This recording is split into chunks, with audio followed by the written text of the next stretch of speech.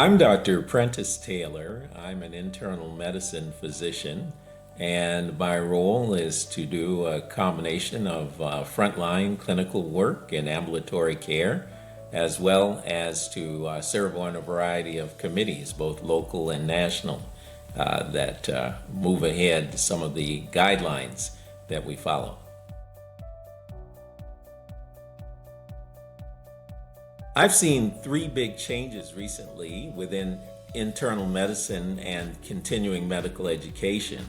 The first has been the importance of guideline-directed medical therapy and the accountability for understanding and implementing guideline medical therapy with patients. I know that the health system that I work for expects us as the primary care physicians, and they have thousands of us in that category because we're large, to be aware of guidelines that have been promulgated by the top groups, such as the American College of Physicians, the American College of Cardiology, and the U.S. Preventive Services Task Force as examples.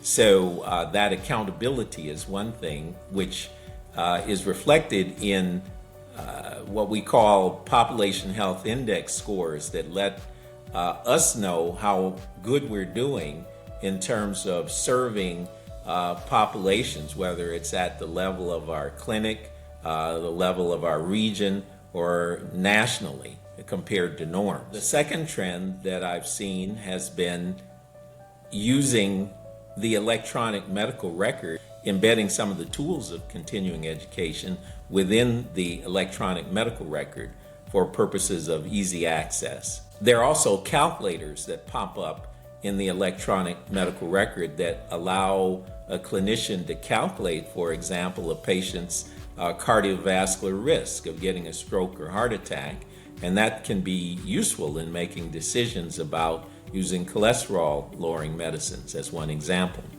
There are opportunities within the electronic medical record or a separate handheld device. I often prefer to use a separate handheld device to look up, let's say, a certain sort of rash or skin change which is associated with a disease, and being able to narrow down the many possible diagnoses, what we call differential diagnosis in medicine, based on looking at an image. I find that helpful, and I know a number of my colleagues do too. So those sorts of resources are embedded within some electronic medical records, but where they're not embedded, you have the opportunity to pull up these resources that you would consult on your handheld device. Another trend that I've seen has been the use of some of these sorts of new modalities of teaching and learning within conferences that occur out of town, allowing clinicians the opportunity to combine some vacation time with learning. For example, half-day courses while you're at an interesting location, and then being able to spend the other half day with your family or your loved one.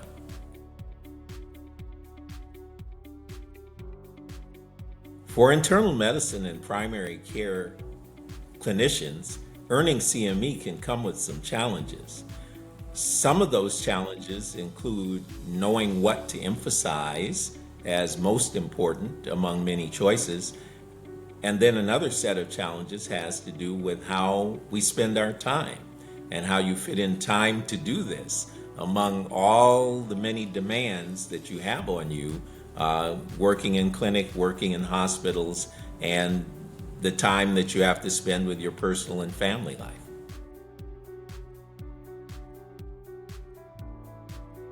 Continuing education is now and will continue to be increasingly important for internists because the pace at which there are new advances in medicine is accelerating.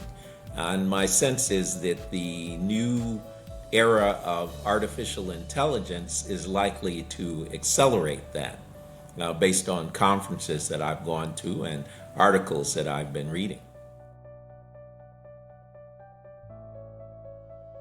Looking toward the future of internal medicine, I expect to see some big changes.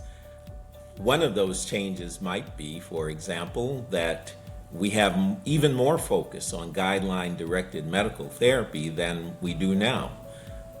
My sense is this concept of what we call GDMT, guideline-directed medical therapy, is something that's not quite as widespread and not as fully absorbed into the culture of medicine as it could be.